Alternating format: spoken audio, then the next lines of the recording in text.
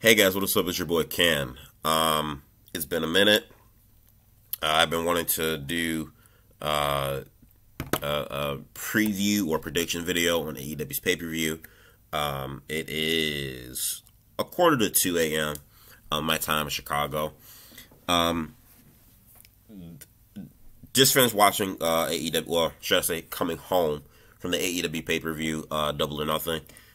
Before I break down into it, I guess this was an excellent pay-per-view. But before I go into details, I gotta say, my experience with the AEW pay-per-view tonight. AEW has been doing this thing. Well, they did it. They started first with Revolution back in February, where they have this deal with Cinemark movie theaters, where they air their pay-per-views in a movie theater. I missed out on that opportunity for Revolution. I jumped on board for Double or Nothing because they did it again because I guess Revolution was very successful. So I saw the pay-per-view tonight, Double or Nothing, at a movie theater, Cinemark movie theater. And let me tell you, if you can't get to, an AEW pay-per-view live in person, if you don't want a different way of watching it, rather than order the pay-per-view for $50, if you have a Cinemark movie theater in your area, watch an AEW pay-per-view at that Cinemark movie theater. It was a really fun and interesting experience. Seeing a wrestling event on a big screen in the auditorium and you're with other wrestling fans, it's like a hybrid of almost you kind of like being there live, but yet also watching it within the comfort of your own home, because you're surrounded by other wrestling fans who are cheering and booing as if, you're there live at the show, at a live show in attendance, but you're sitting on this huge, still on the huge silver screen, which is like, watching it kind of like, in the comfort of your own home almost, to that degree, and you can just eat popcorn and stuff like that. Really, really fun experience. Obviously, like I said, it was successful the first time they did it, so they did it again for Double or Nothing. If I'm not gonna pay, if I, I know a lot of people feel like $50 is a lot of money. It was $25 for a ticket.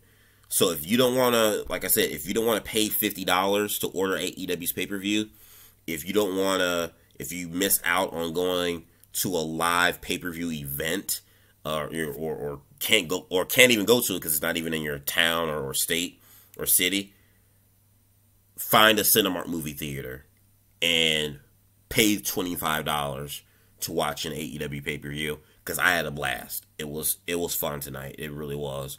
The pay-per-view was fun, but just the atmosphere of watching it in the movie theater was the first time for me.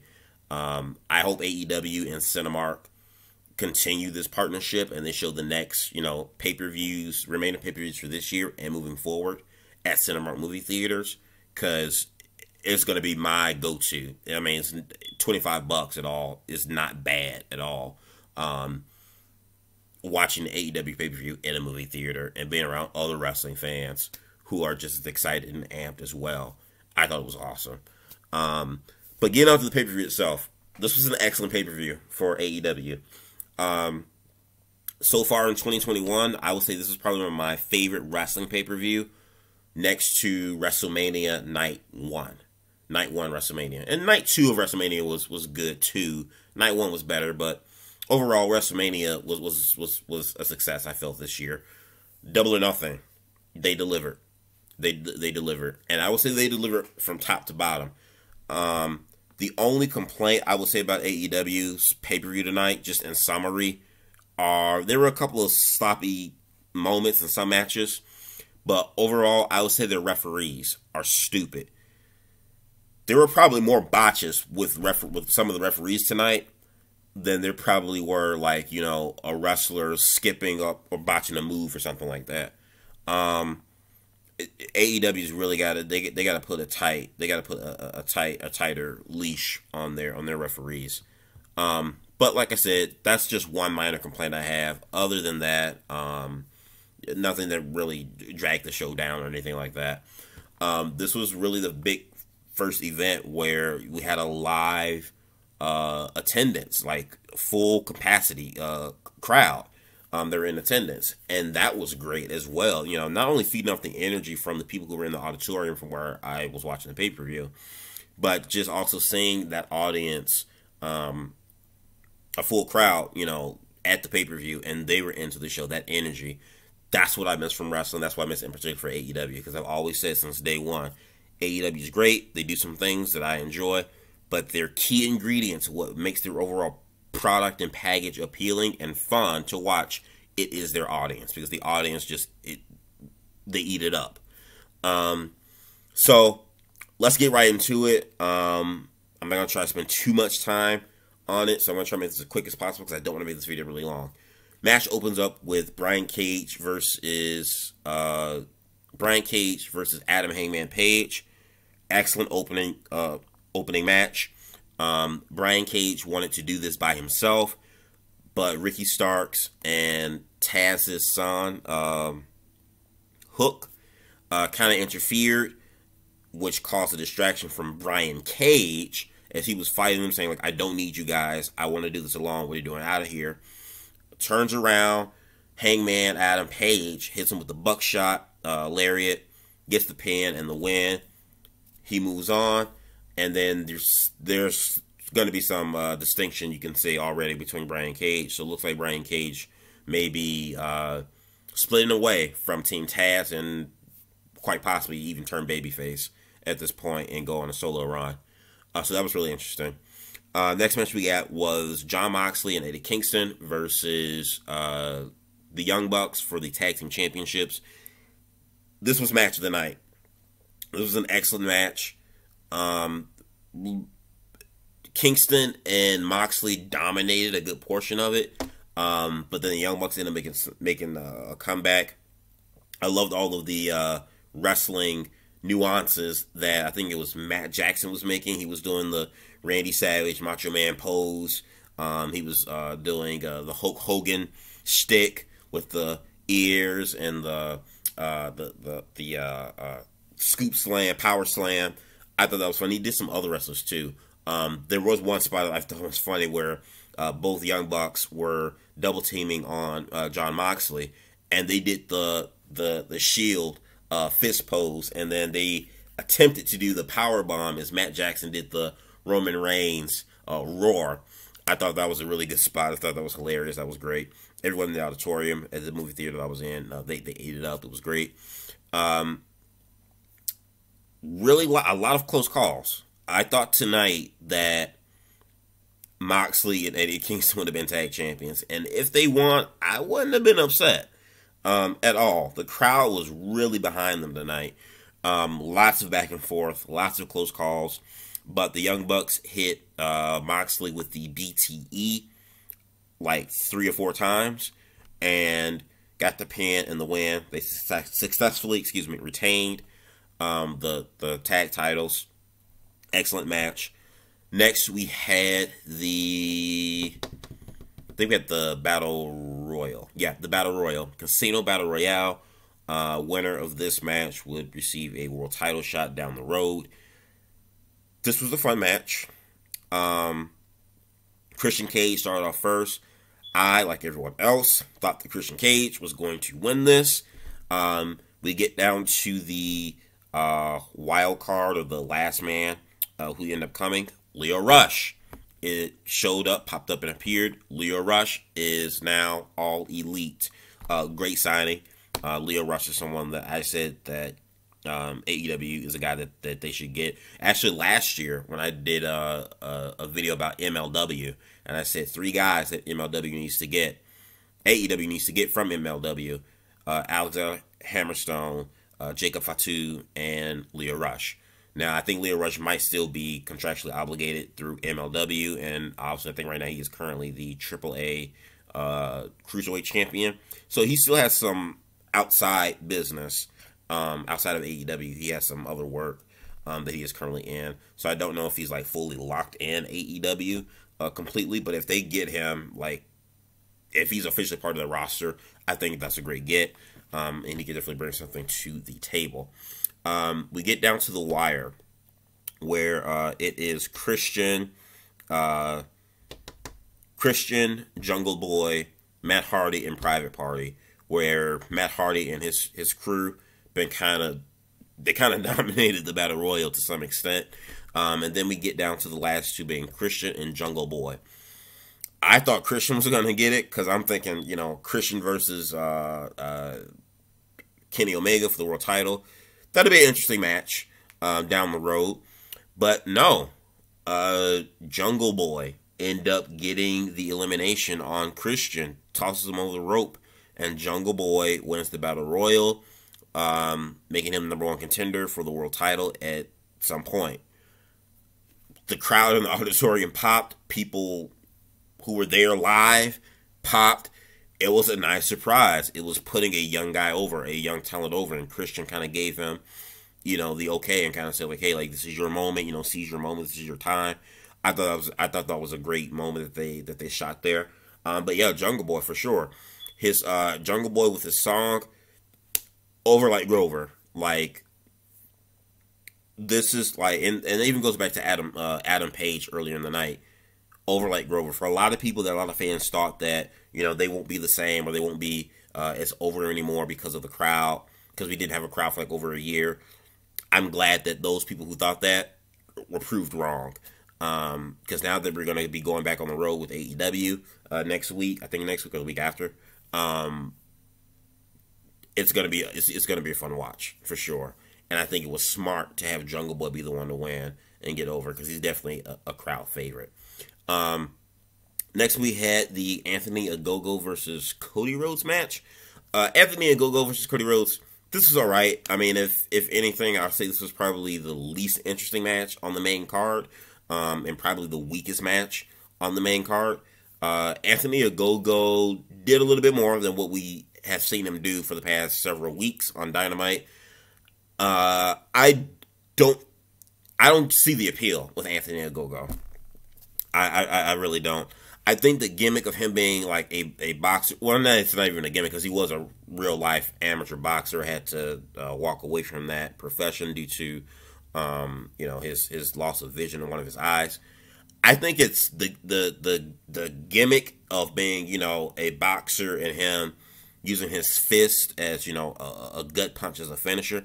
That's fine. I think the gimmick is fine, but it's just something about Anthony Ogogo. I don't know if, and it's not that he comes off as like a jobber or anything like that. They could do something with him, but I don't know. I guess I kind of want to see something more from Anthony Ogogo. Like I said, like the knockout punch and everything. That's true to who he is before he came into wrestling. I'm fine with that gimmick, but I need to see more like wrestling from Anthony Ogogo. Because him just doing, a couple of poses, gut punch, pose again, maybe stomp on the dude's back, pin, win. We need something more than that. But anyways, Cody Rhodes ended up getting the victory on Anthony Ogogo. I was kind of shocked. I thought Rhodes was going to kind of put him over. But he beat Anthony Ogogo, so we move on from that. Next match after that. What did we have after that? Oh, God. Oh, we have a TNT title match. Miro versus oh god, the Murder Hawk. Lance Archer. Miro looked great. I think Miro might beat that. I enjoy Darby Allin's run as TNT champion, but I think Miro's run could quite possibly be my favorite run. Quite possibly, maybe, because he just started, but it could be my favorite run of the TNT title, because Miro's just such a beast. He's just dominant. He's believable when he comes out there and he does his shtick, and he yells into the camera, or he prepares up for his finisher and says game over, and everyone says it with them. They've got something there. This is the Miro that we've been wanting to see since coming into AEW. This is the Miro that we wanted to see in his last few years in WWE. Miro's a star. He's a star, and he's definitely a killer. To me, he can be their Umaga or their Samoa Joe. Just that big beefy guy that just steamrolls through the competition and just kills people. And he looked like he had fun, and people are behind him. He's a heel, but people are behind him. Lance Archer, talented guy for his size. Very athletic. This was a good match. This was you could say King Kong versus Godzilla type of match. Fun match.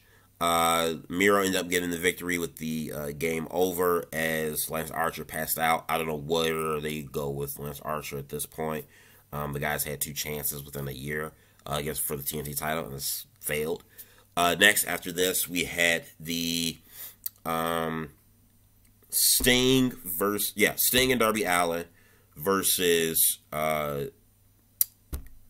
Ethan Page and Scorpio Sky.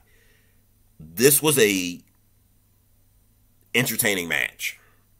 And I would probably say maybe like one of the most fun matches of the night. Just because you really didn't know what to expect.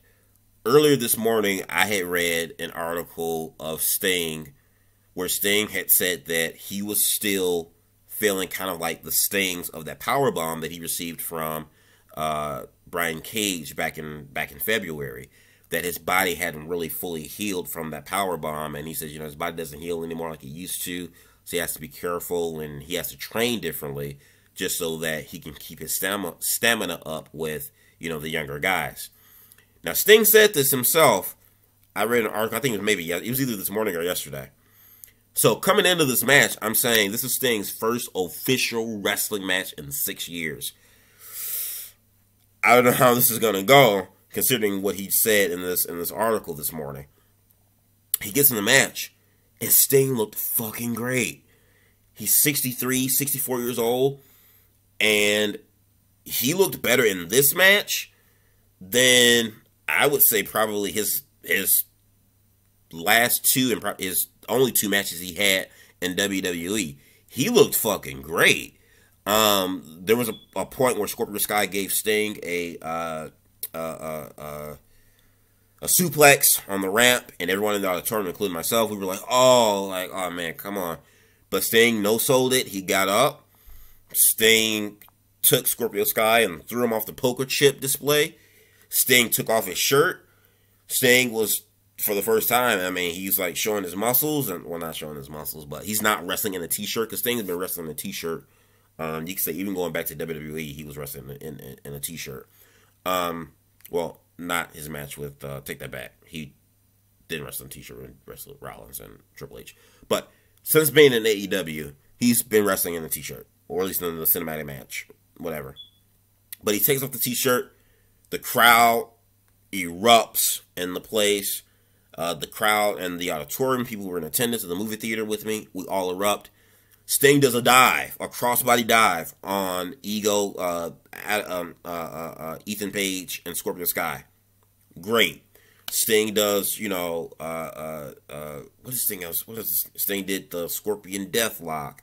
Darby Allin took most of the beating of his team, rightfully so, because Darby's a younger guy and he could just be tossed like a rag doll. There's one spot where Ethan Page took Darby and literally just threw him from over the top of the ring over to a crowd, the front row of the crowd, ringside, which I believe they said some of the people who were in attendance on that side of the ring were Darby's family, like brothers or something like that. I thought that was cool.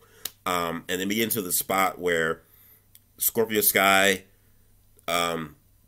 tries to do like a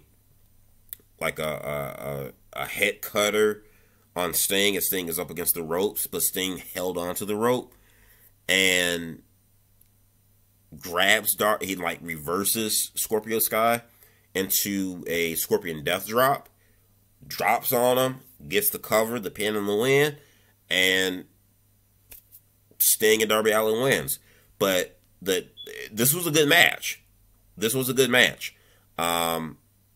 Sting took one bump, really, and that was the suplex on the up on the ramp. He took one bump. Other than that, he looked fucking great. He moved really well. He got the victory. Everybody in that live arena at Daly's Place loved Sting.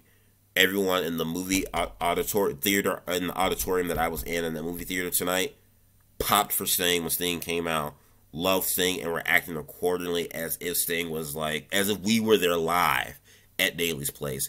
Everyone in that movie theater was popping for Sting and was cheering for Sting and was just like hyped for Sting. Me and my friend who was also with me as well. We were all, I mean, he looked fucking great. He looked really great. So past that, we get the women's championship match. Hikaru Shida defending the title against Britt Baker, Dr. DMD. This match was alright. Too many near fall finishes, in my opinion, because I feel like we kind of got a few of those already in some of the earlier matches in the pay-per-view. But Britt Baker got her mandible claw. I don't know the name of her finisher. Got the mandible claw on Hikaru Shida. And Hikaru Shida, it didn't look like she really had it on, like the clutch on there really long enough, but she had it on there, and she wins. So, Britt Baker, your new women's champion. That was the right choice. Britt Baker has definitely been one of the highlights of the women's division in AEW, so she definitely deserves this title. This title win. Next, after that, we got... Well, before we got the world title match, we got a surprise. No. We got a triple threat. Kenny Omega versus Pac versus Orange Cassidy for the World Heavyweight title. This was an excellent triple threat. This triple threat was fun. It was a lot of close to near falls. We all knew Kenny Omega was going to, walk out as champ. But the near falls were definitely there. They did have me and a lot of people in the auditorium kind of fooled that Omega might have dropped it and Orange Cassidy might have a chance. This is the first triple threat world title match we've had in AEW's history, and I thought they pulled it off really well. I thought Pac looked great. Orange Cassidy looked great. Orange Cassidy, he's another guy who you could say his character and gimmick really lives or dies by the reactions of the fans. Like, he needs the fans to really put him over and what makes him overall great. We didn't have that last year because there was no audience for that character to really feed off on. He's still over. He's still over with the fans. That was definitely evident tonight.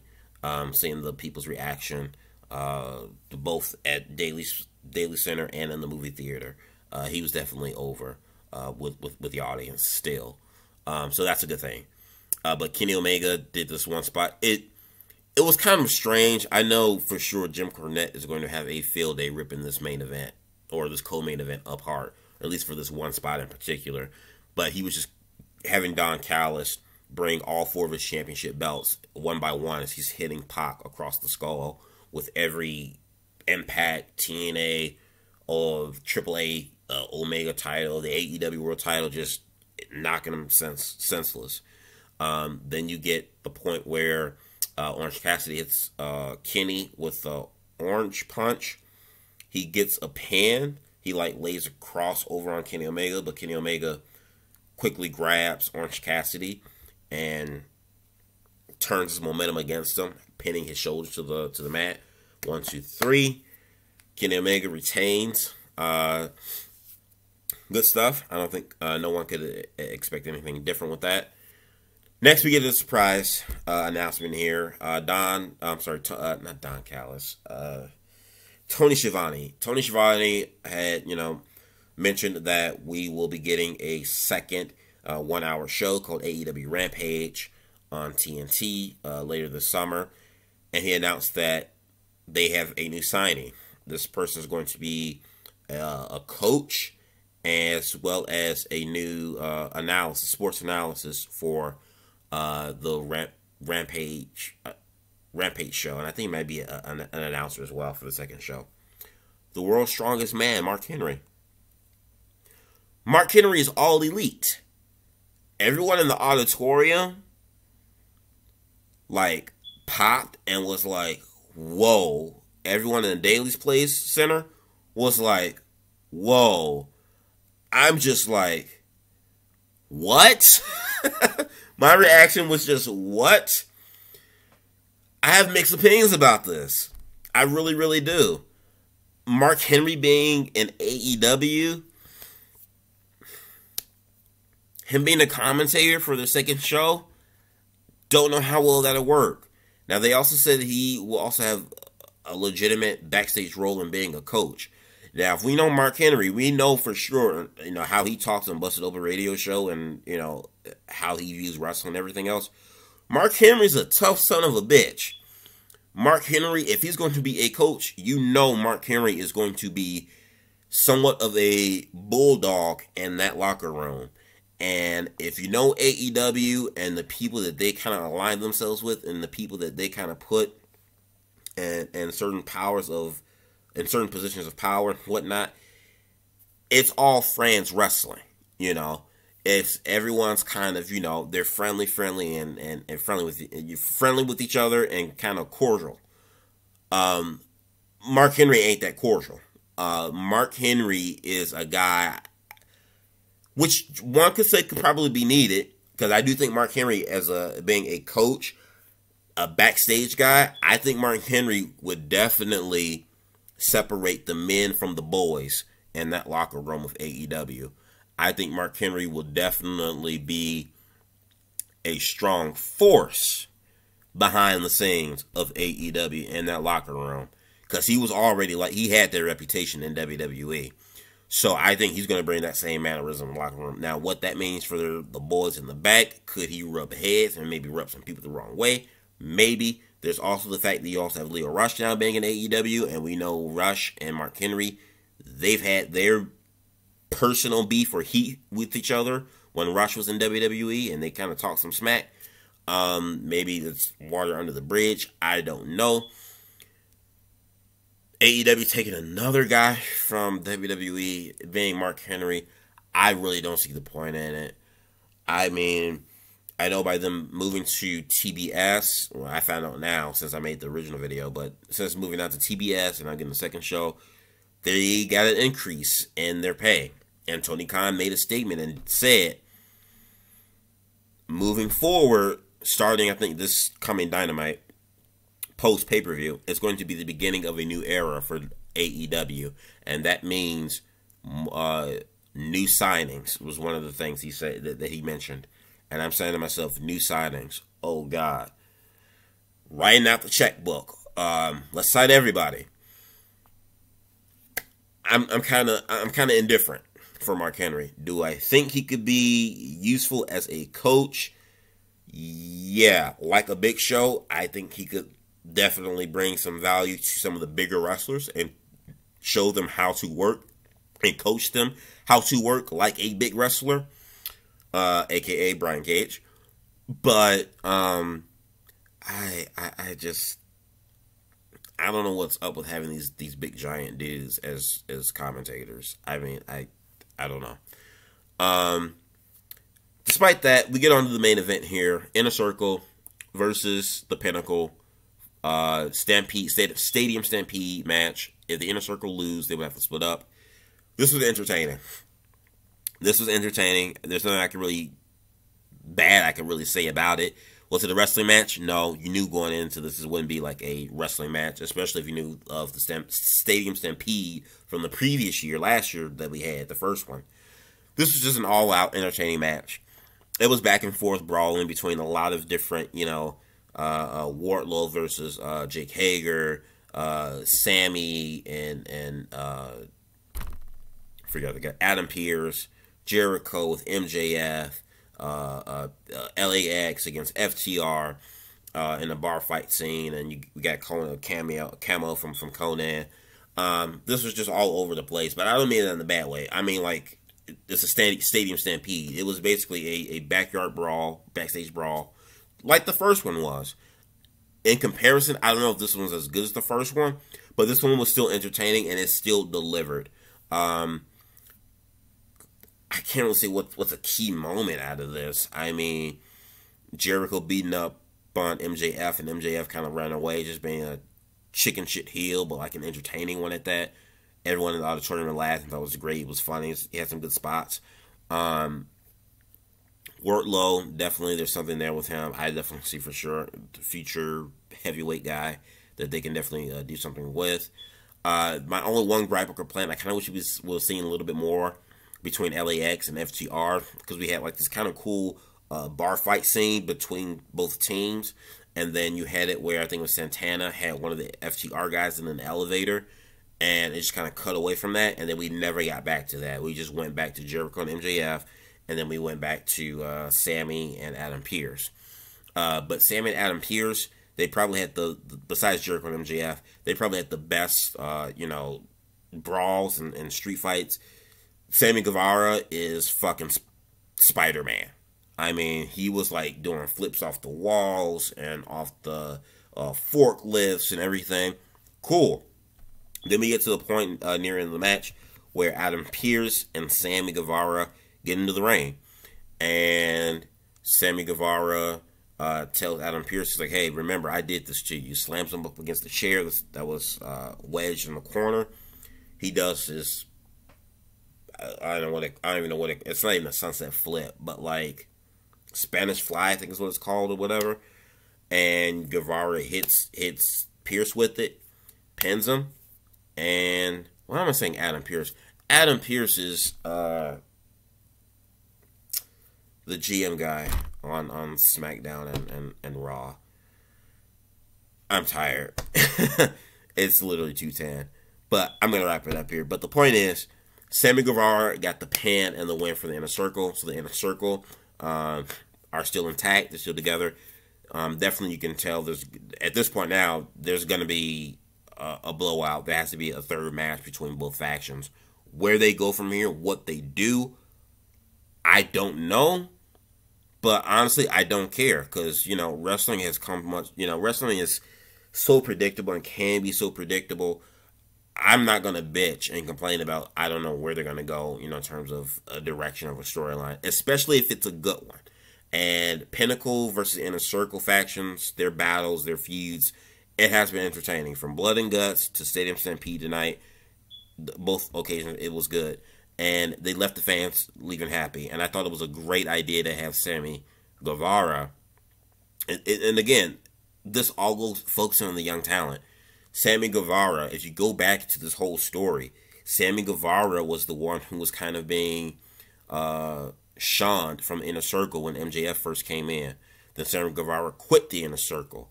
But then Sammy Guevara came back and showed that MJF was plotting against Jericho this entire time. And then you get from that, so you get to Blood and Guts. Sammy Guevara was the one who threw in the towel and said, hey, we quit at Blood and Guts just to save Jericho. But now, Sammy Guevara is the guy to redeem himself and to keep his team intact when there's stipulation of, if they don't win this match, they'd have to break up. With that stipulation on the line, Guevara came through and won for his team and kept them intact, redeeming himself, going all the way back from that storyline, like I just mentioned, going back from Inner Circle and Blood and Guts. Story. You go back and you look at that, and you from that, Guevara being shunned in Inner Circle when MJF first came in,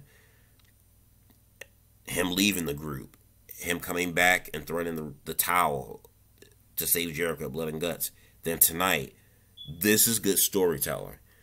And this elevates Sammy Guevara. This put the spotlight on Guevara. And this builds him up to that next level.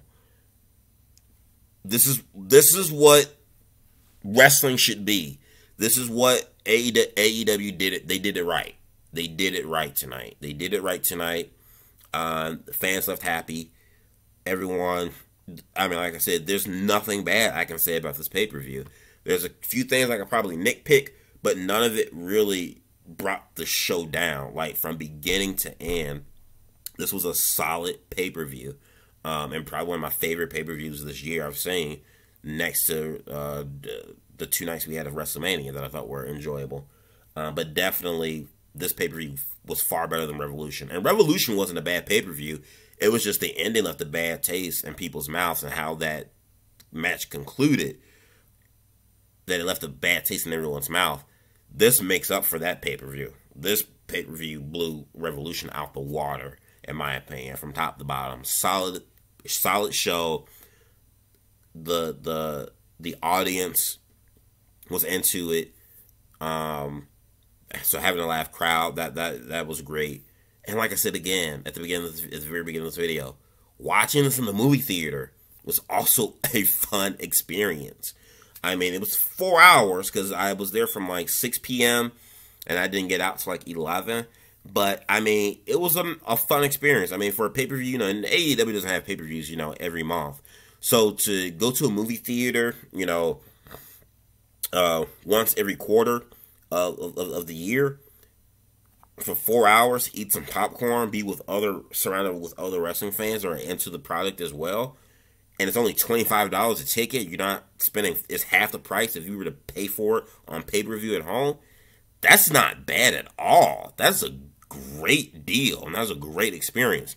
And I hope this partnership with AEW and Cinemarks continues, because I would definitely, for the foreseeable future, as long as this partnership goes on, I will continue to watch AEW pay-per-views at the movie theater, at the Cinemark movie theaters. You guys let me know what you thought about AEW's Double or Nothing pay-per-view. I'll hear your thoughts in the box below. I'm sorry for making this long, but this was a long pay-per-view. It was great. Do yourself a favor, hit the like video, and subscribe. Peace out.